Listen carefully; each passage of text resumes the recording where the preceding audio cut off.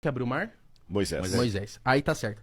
E aí tem a história lá que Moisés chegou, e aí na Bíblia tá lá escrito que, tipo assim, subiu um paredão de água e aí eu fico assim na minha cabeça, falo assim, eu não creio que tenha sido assim. Que ele chegou lá, subiu o paredão de água, abriu o caminho perfeito, os peixes congelou e ele passou. Eu creio que talvez a maré estava baixa e eles passaram. E isso era um milagre pra época, e por que não? E aí eu queria que você me explicasse isso, por exemplo, Davi e Golias realmente existiu? Tinham gigantes? Ou são coisas que são contadas pra também prender a gente na história? Boa. Mais lúdica, Boa. né? Porque Boa. senão se conta, fala assim, talvez, né? Moisés chegou lá, a maré tava baixa, talvez não tem tanto esse apelo. Entendi.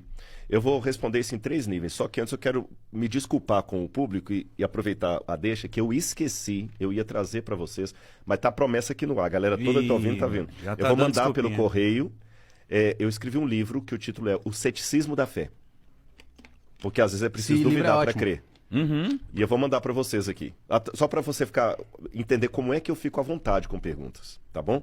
Agora sua pergunta é proposital. Eu vou até potencializá-la mais.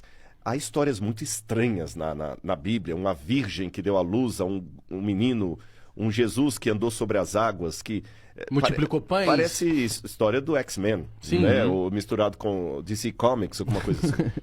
Mas vamos lá, nós temos 3 maneiras de responder isso. Letra A, considerar que tudo é um mito mesmo, como você falou. E há acadêmicos que falam que tudo é um mito. Por exemplo, você tem a escola alemã, que tinha um camarada chamado Rudolf Bultmann, que era um dos expoentes, como outros também, Raimaros, que diziam que Jesus era apenas um mito, e eles faziam a diferença entre o Jesus histórico e o Cristo da fé. O Jesus histórico foi um cara como outro qualquer, o Cristo da fé que foi esse Cristo mitologizado que criaram. Então tem essa abordagem. A segunda abordagem que tem é aquela, por exemplo, de um homem chamado também alemão, por coincidência, chamado Werner Keller, que escreveu E a Bíblia Tinha Razão. Onde ele fala, não, os milagres aconteceram, mas foi isso. O Mar Vermelho tem uma época que a água fica mais baixa mesmo, eles passaram por ali e tal, e o camarada deu um enfeite, né? É como se eu contasse assim, na hora que eu tava vindo pra cá, rapaz, um cara ia me assaltar, mas na hora, não aconteceu isso, Não, né? claro. Na hora que iria me assaltar, passou uma moto correndo e ele correu. Foi isso que aconteceu. Aí um anjo de Deus veio, segurou o cara. Então tem essa segunda interpretação. E tem a terceira, que é a que vê uma historicidade no relato. Eu sou da terceira linha, que eu vejo uma historicidade no relato por várias questões. Letra A. Quando você compara analiticamente o texto da Bíblia com o texto da mitologia do passado, as técnicas não são as mesmas. Porque é É um estilo literário diferente. palavreado que já não se usa hoje.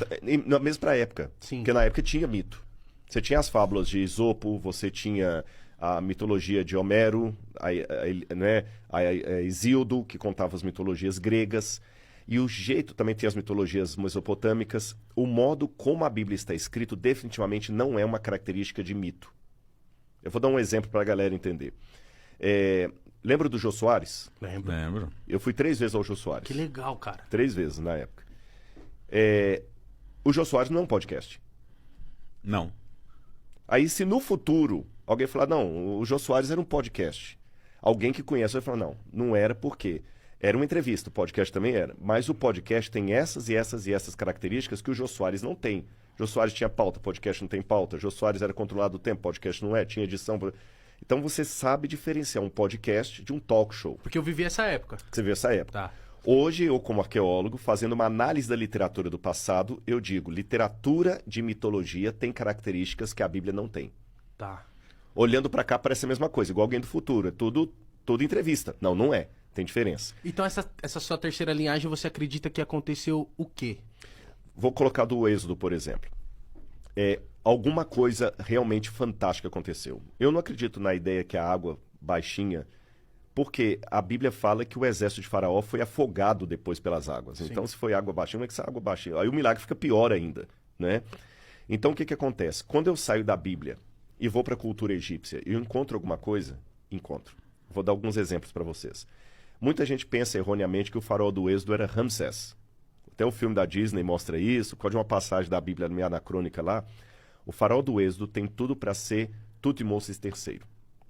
E quando o faraó morria, eles desenhavam na tumba dele várias áreas do Amduat. O Amduat é o seguinte, quando vai para o paraíso, na visão egípcia, você passa por 12 estações na barca solar. Até chegar ao paraíso. até chegar ao paraíso. Aí você passa por Osíris, primeiro por Anubis, depois pelo deus Tote, pela deusa Maat, até chegar em Osíris e volta. É Como se fosse, entre aspas, uma tela de videogame mesmo? uma tela de videogame, que você vai passando de fase. Isso. Bingo. Aliás, tem até o Stargate, era baseado nesses portais. Então, quando você vai na 12ª oração da Amduat, apenas está isso no túmulo de Tutmosis III.